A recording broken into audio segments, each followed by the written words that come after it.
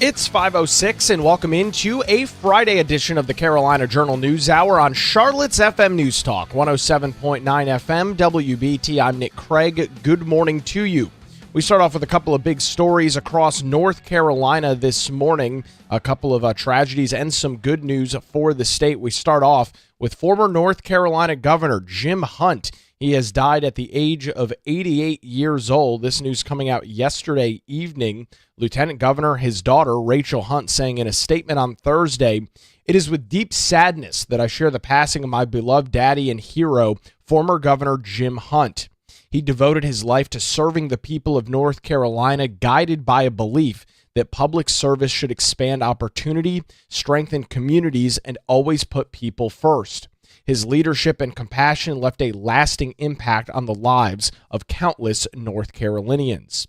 His full official name, James Baxter Hunt Jr., he went by Jim, served 4 terms as North Carolina governor, making him the longest-serving chief executive in state history. And at the same time, he is one of the most influential modern political figures.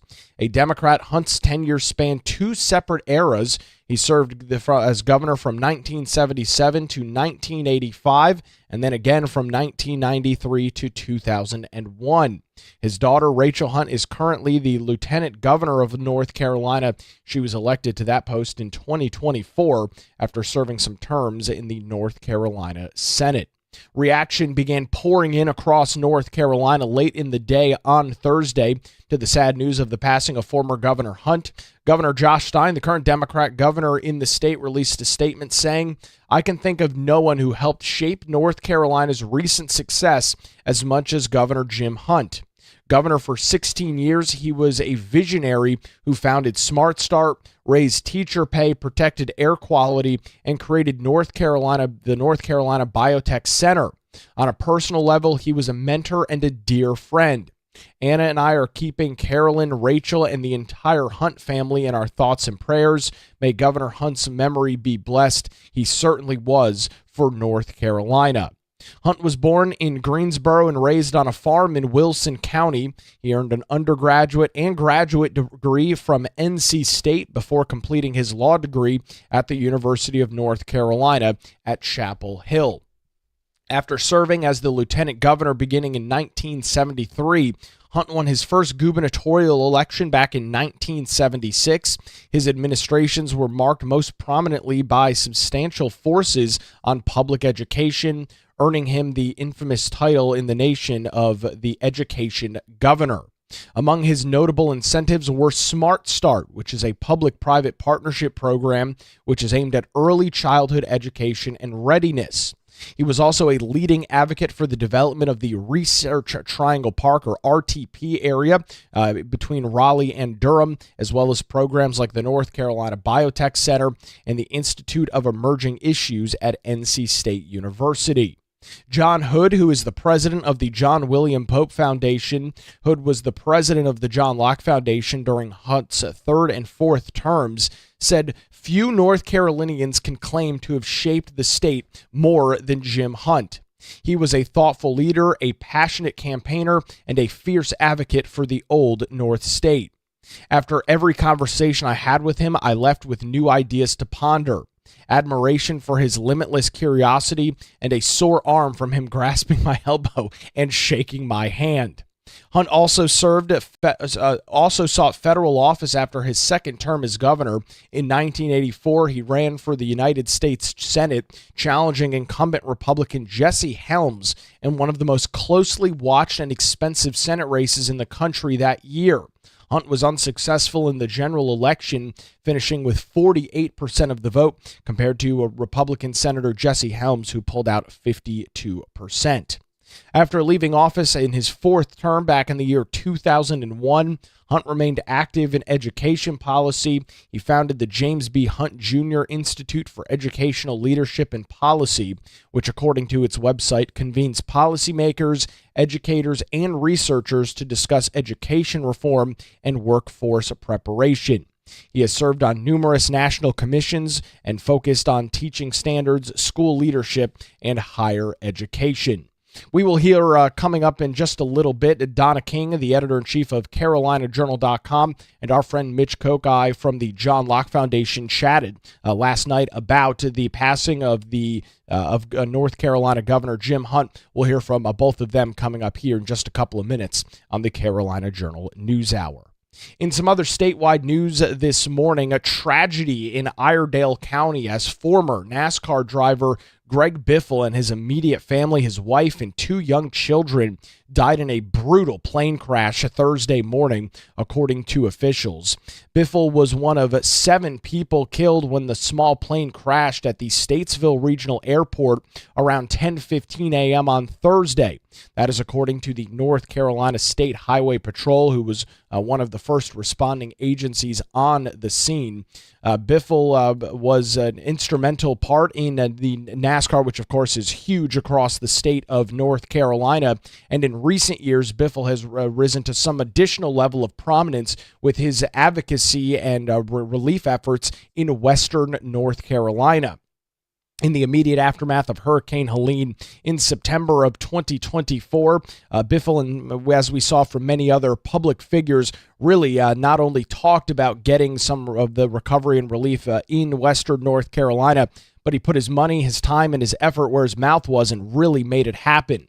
Biffle and his family were flying a Cessna C-550 when it crashed at the Statesville Regional Airport. It is not immediately clear exactly what the issue was. Reports of technical issues. The National Transportation Safety Board, the NTSB, as you would imagine, is investigating this situation as there are 7 people dead in the crash. Biffle was a 19-race winning NASCAR driver and completed some 842 races from 1998 to 2022.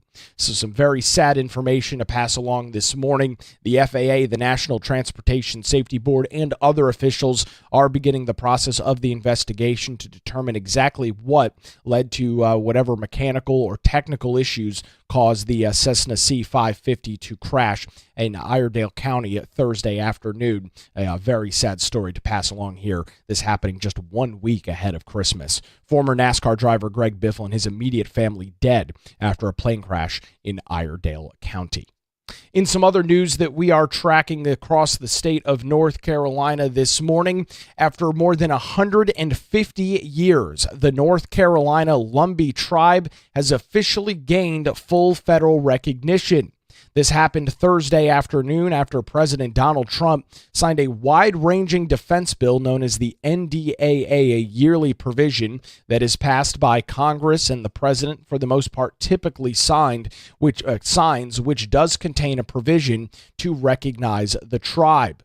The bill reached Trump's desk after the United States Senate passed it on Wednesday of this week in a 77-20 vote. Included in the bill was the Lumbee Fairness Act, which if you have been following us now for any period of time, we have talked about the Lumbee Fairness Act throughout this year as it extended full federal recognition to the Lumbee tribe of North Carolina and makes its members eligible for federal services and benefits, which are typical with most other, not all, but most other Indian tribes across the United States of America.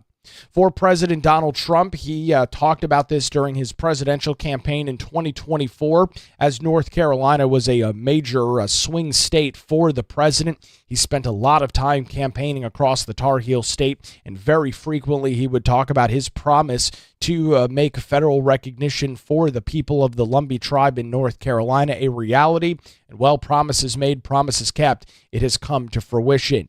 United States Senator Tom Tillis said for 137 years, the Lumbee tribe fought for full federal recognition that they were promised. And today that promise has finally been fulfilled.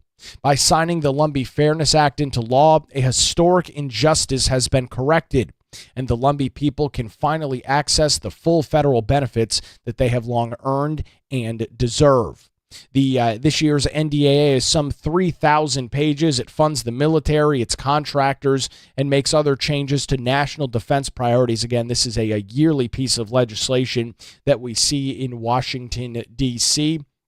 with that federal recognition coming to fruition. Some other reaction, including that from Governor Josh Stein, who says the history of the Lumbee tribe in North Carolina long predates the history of the state of North Carolina. I applaud this long-delayed recognition, which will reap benefits to the Lumbee and to North Carolina. So for the 66-plus thousand members of the Lumbee tribe, most of them living in Robeson County, North Carolina, they will now begin the process of being able to take advantage of those full federal benefits. This is to say this is a big thing for the Lumbee people is a huge understatement. Some of this advocacy work has been going on literally for a century plus to make this a reality. It is official. We will watch what some of those federal resources look like in helping the Lumbee tribe and the people of Robeson County coming up in the months and years ahead. It's now 5:17 on the Carolina Journal News Hour. You're listening to Charlotte's FM News Talk, 107.9 FM WBT. We'll head back to the traffic center on what is a rainy and wet Friday morning commute with Boomer Von Cannon. You got that right, Nick. It is a wet morning.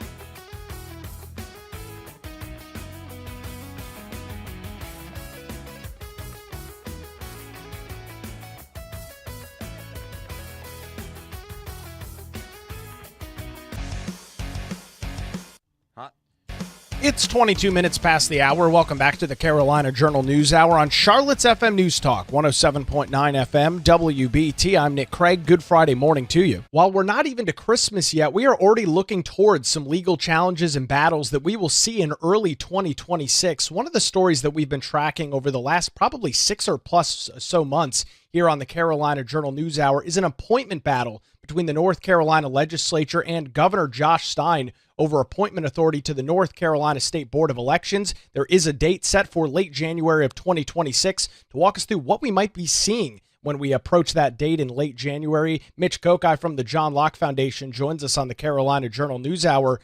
Mitch, the state auditor, and Dave Bolick has been running the State Board of Elections now for well over 6 months. However, there is still some pending litigation ongoing. What are you expecting when this late January court date rolls around? Well, this court date represents the oral arguments at the North Carolina Court of Appeals. Backing up a little bit, you'll remember that the General Assembly passed a new law that shifted appointment power over the Board of Elections from the governor to the state auditor. And once that happened, the governor filed suit saying this is a violation of his constitutional authority. A trial court panel ruled in favor of Governor Josh Stein and said, no, the General Assembly couldn't do that. But then the state appeals court stepped in, and with an order that did not have much explanation to it, if any, it said that no, this trial court order was going to get blocked. And so the state law that shifted the power from Governor Stein to Auditor Bolick would go forward. The state Supreme Court upheld that decision, and so Dave Bolick was able to take over not only the administrative control over the Board of Elections, but appointment power, which helped then shift all of the county elections board and the state board itself from 3-2 Democratic majorities to 3-2 Republican majorities. Now, what is happening is the case, while those rulings came out, still continues at the Court of Appeals, and now a 3-judge panel of the State Court of Appeals has been set that's going to hear oral arguments and ultimately decide this case. What's interesting is the panel that blocked the lower court ruling and thus allowed Dave Bolick to take over was an all-Republican panel. Now the panel that's going to be hearing the case and making an ultimate decision on the merits of this argument is a bipartisan panel. You have Judges Valerie Zachary and April Wood, who are Republicans, and you have Judge John Arrowwood, who's a Democrat. And interestingly enough, since this is dealing with elections, John Arrowwood is in fact going to be on the ballot in 2026. He is running for re-election to his seat on the Court of Appeals. So this will have a fairly interesting impact on him as this moves forward. But that's what's going to happen January 27th, oral arguments before that 3-judge panel. And then at some point after that, we will see a ruling. I wouldn't expect anything very quick, but it could be a matter of a few months. So sometime perhaps in the spring or summer of 2026, we would see a ruling from the Court of Appeals, and presumably whichever side loses that decision from the Court of Appeals would appeal to the state Supreme Court. And Mitch, you mentioned in your open some of the logistical changes that have gone on here in the state throughout the latter and the middle parts of 2025. With that appointment authority, as you noted, it wasn't just at the State Board of Elections level with the change from 3-2 Democrat to 3-2 Republican. This happened in 100 counties across the state of North Carolina. Shakeups on every single county board of elections to adopt that additional power shift from Democrat to Republican. So depending on the timeline, when some of this shakes out as we get into the summer into the fall of 2026, we, of course, are going to have a major midterm election. I would imagine that's probably going to be on the minds of the court, that we're not going to be potentially shifting the responsibility from the State Board of Election maybe just weeks before a midterm election. Yeah, my guess is that there would not be any kind of ruling that would change the process during this current election. That's possible, but I think it would be doubtful, especially given the fact that you have a panel that has a majority of Republicans on it, given that it's a Republican majority board. My guess is even if the Court of Appeals panel that's hearing this case thinks that the panel that put forward the earlier order got it wrong, and I wouldn't put any money on that, but if they think that they got it wrong, it would probably say we're going to keep the Board of Elections arrangements as we have them since we have already started this current election cycle. But if there had to be a change, that it would take effect at the end of the 2026 election cycle and take effect for 2027. But that's, of course, if the panel decided that the original trial court judges got it right and that the appeals court panel that put in the order blocking that trial court order got it wrong. I wouldn't bet on that at this point, but that is a possibility. And if it does happen that way, it could either happen that the panel comes up with its ruling sometime after the 2026 elections, because there's no timeline saying when they have to rule, or if they do rule at some point in 2026, they may say, if they decided to restore the trial court panel's ruling, they would say, all right, the trial court got it right, but we're going to make this effective for 2027 and moving forward, rather than throwing another monkey wrench into the system during the course of the election season. Mitch, of course, this morning we're talking about the State Board of Elections and some of the appointment authority here, but this has been a broader change from the North Carolina General Assembly. We have followed this throughout the year and even into the latter parts of 2024 here on the Carolina Journal News Hour, as the General Assembly is changing appointment authorities that previously had been held by the governor. There's a couple of different legal challenges ongoing right now that are pitting current Democrat Governor Josh Stein against the Republican-led legislature.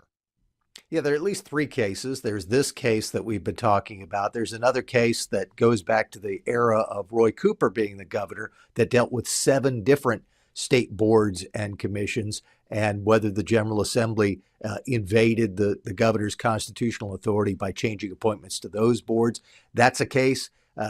Right now, there's an appeal from the General Assembly to the state Supreme Court. And interestingly enough, one of the parts of that appeal is that the General Assembly is asking the state Supreme Court to throw out a couple of earlier precedents that have had major impacts in helping the governor in some of these intra-branch, executive branch versus legislative branch fights. A case called McCrory v. Berger from 2016 and Cooper v. Berger, or sometimes Cooper 1 from 2019, in which the state Supreme Court ruled in favor of the governor. The General Assembly is asking the state Supreme Court now to take that appointments case and throw out those precedents, saying that they were wrong from the day they were originally decided. Then there's another case that involves a fight over filling statewide judicial vacancies, shifting an appointment from on the Utilities Commission from the governor to the state treasurer. So all of those things are still in the mix, and it'll be very interesting to see how they ultimately get resolved. I think what the General Assembly wants to see happen is that the state Supreme Court looks at all of these cases, or at least looks at one of them and says, okay, apply this ruling to everything else, and say the General Assembly is completely within its power to make all of these changes. Meanwhile, the governor is hoping that the McCrory and Cooper 1 precedents will stand, because those gave him a bit of a leg up in the squabbles between the executive and legislative branches. Mitch, thanks for the information and the update this morning. We'll chat with you again as we get closer to this oral argument date in late January. And of course, as you keep an eye on some of these other pending legal challenges here in the state of North Carolina, you can get some additional coverage this morning by visiting our website, carolinajournal.com. Mitch Kokai from the John Locke Foundation joins us on the Carolina Journal News Hour, where it's now 5:31 on Charlotte's FM News Talk, 107.9 FM WBT. We'll head back to the traffic center on your Friday morning commute, get an update with Boomer Von Cannon. Thank you, Nick. We have an incident at I-7.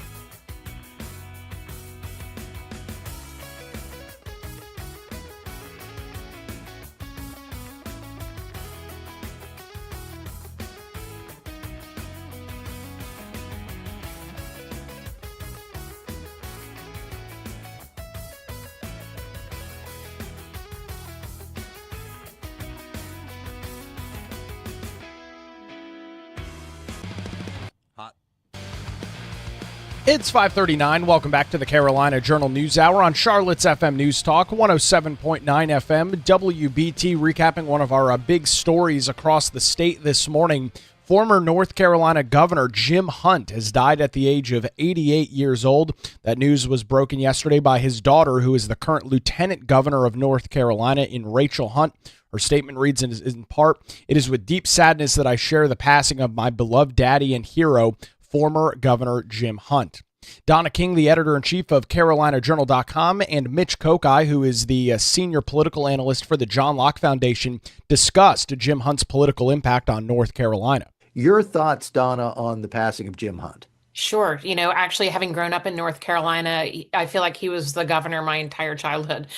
He served 4 terms from 77 to 85, and then again from 93 to 2001. So when you think of a North Carolina governor, you truly think of Jim Hunt. And he really focused a lot on education, was a huge advocate for the development of Research Triangle Park, lots of biotech, North Carolina biotech, all of these kind of things that we think of when you think of North Carolina, you really think of Jim Hunt. And so it really is quite a day in North Carolina, his passing, but his legacy is just tremendous.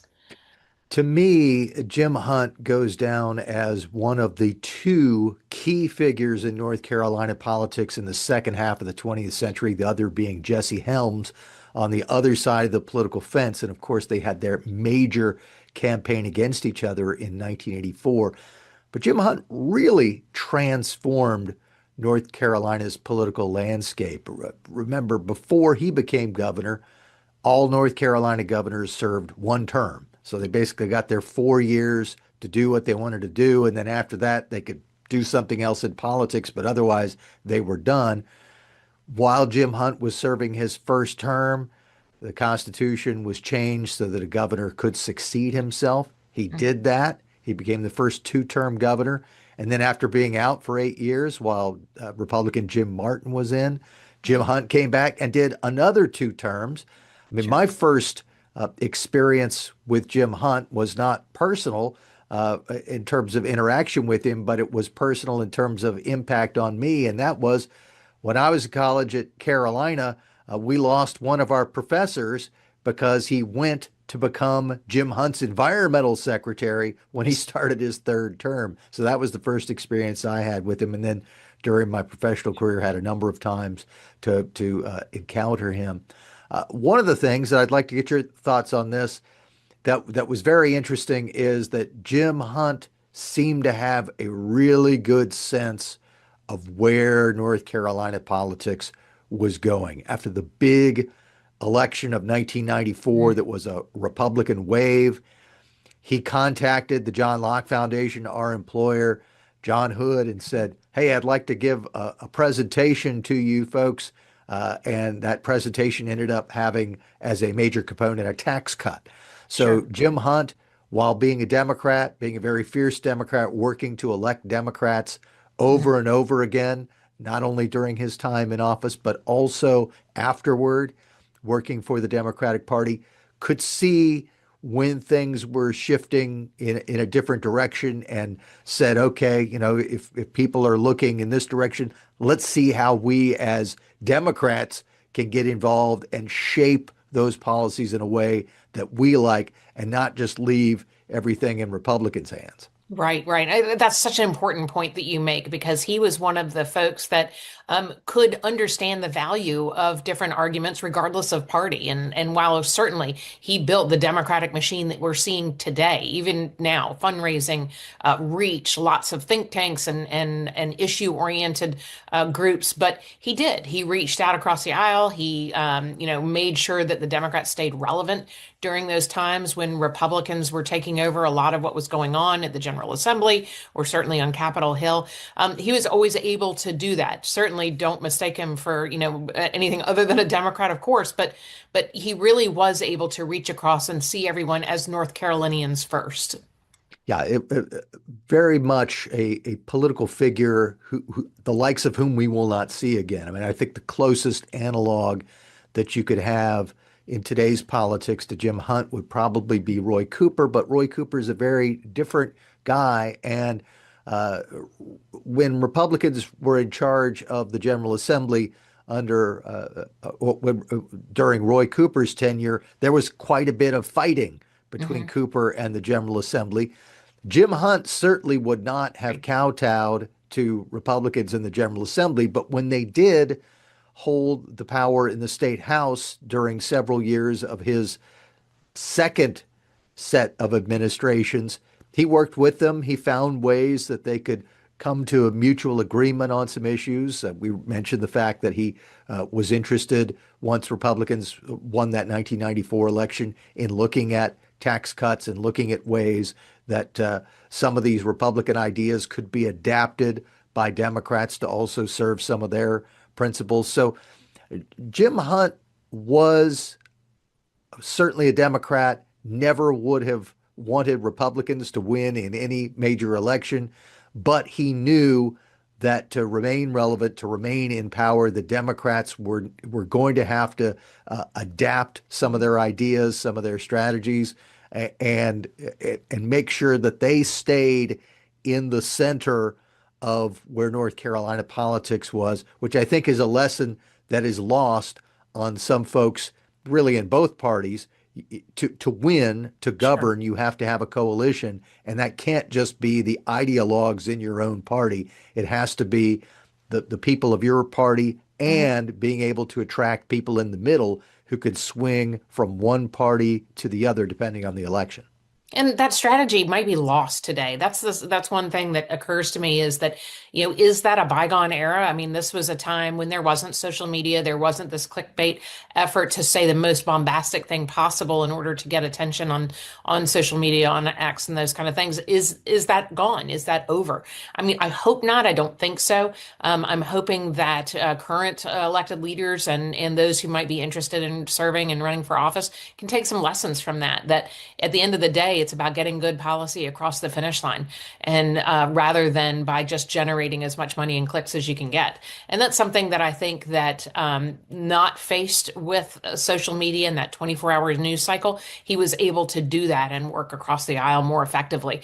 Certainly build a legacy in lots of organizations and a lot of focus on education, Smart Start, all of these other things that he worked on that became priorities. It really made him an effective governor.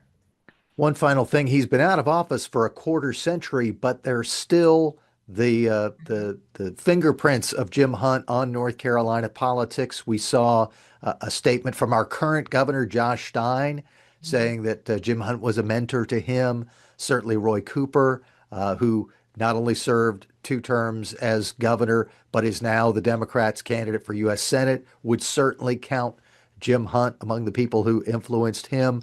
So despite the fact that he has now been out of office for 25 years, Jim Hunt is still a major force in North Carolina politics, and I would say will probably remain so for at least another 10, 15, 20 years, as the people who worked directly with him, were mentored by him, and learned from him will continue to play a key role in North Carolina offices.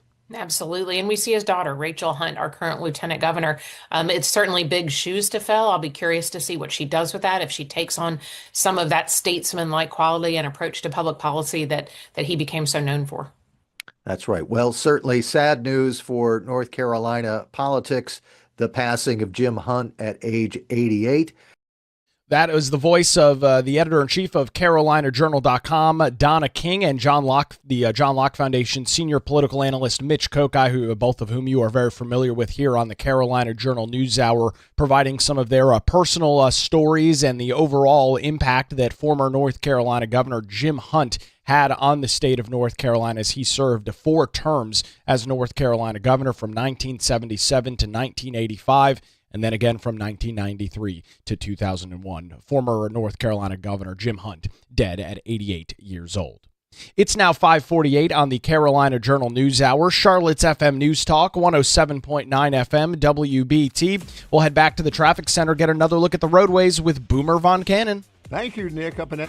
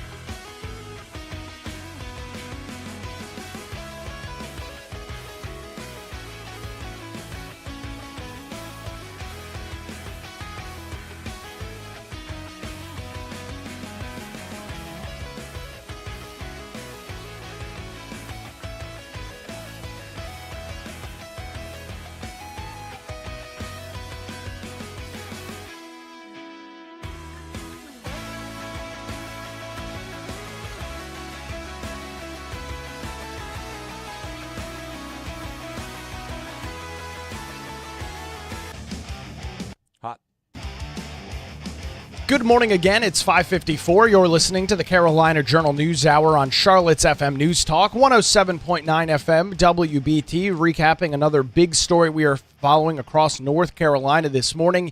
It is official. The Lumbee tribe of North Carolina has officially gained full recognition. This coming to fruition Thursday after President Donald Trump signed the NDAA, which is a yearly defense bill passed by Congress, which included the Lumbee Fairness Act provision, which was standalone legislation introduced in Congress earlier this year. The process on this last week, the United States House included the provision for the Lumbee tribe, the Lumbee Fairness Act, in the NDAA. That legislation made its way to the United States Senate this week, and on Wednesday, in a 77-20 vote, that legislation was passed, marking its move in the second chamber. Also, as well, including that Lumbee Fairness Act, which will extend federal recognition and benefits to the Lumbee tribe of North Carolina, making its members eligible for those federal services and benefits. This has been a long time coming for the Lumbee tribe. United States Senator Tom Tillis said for 137 years, the Lumbee tribe have been fighting for federal recognition, and today the federal government has finally honored that promise. President Trump traveled to Robeson County and pledged to get federal recognition done.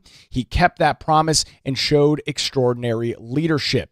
With the Senate's passage of the NDAA, the Lumbee tribe of North Carolina will now achieve full federal recognition and access to every federal benefit they have earned and deserve. John Lowry, who is a member of the North Carolina House, he is the Republican representative out of Robeson County. He also is the chairman of the Lumbee tribe, called the recognition long deserved, saying, "This is not the end, it's a new beginning. With recognition comes new opportunities for economic growth, improved health care and education, and a stronger voice for our tribe in shaping the future of Indian country." To our ancestors who began this fight and to every Lumbee child today, this victory is for you. Congressman David Rouser, the Republican out of the 7th Congressional District in the United States House, who really spearheaded and has been working on this effort for quite some time, said passage of the Lumbee Fairness Act affords the Lumbee people the full benefits and services long afforded to other federally recognized tribes. I am proud to have worked with my colleagues to make this a reality. This is a major story across the state of North Carolina, a major story for those a part of the Lumbee tribe in and around Robeson County. We will track what goes on with this in the coming weeks, months, and years as that full federal recognition has now been extended from to the Lumbee tribe of North Carolina. Quick programming notes. Starting next week, we will be walking through North Carolina's pivotal role in the founding of the United States. Join me and the CEO of the John Locke Foundation, Donald Bryson, as we go through North Carolina's impact. That coming up next week right here on the Carolina Journal News Hour. That's going to do it for our Friday edition. WBT News is next, followed by Good Morning BT. We'll talk to you Monday morning, 5 to 6, right here on Charlotte's FM News Talk, 107.9 FM WBT.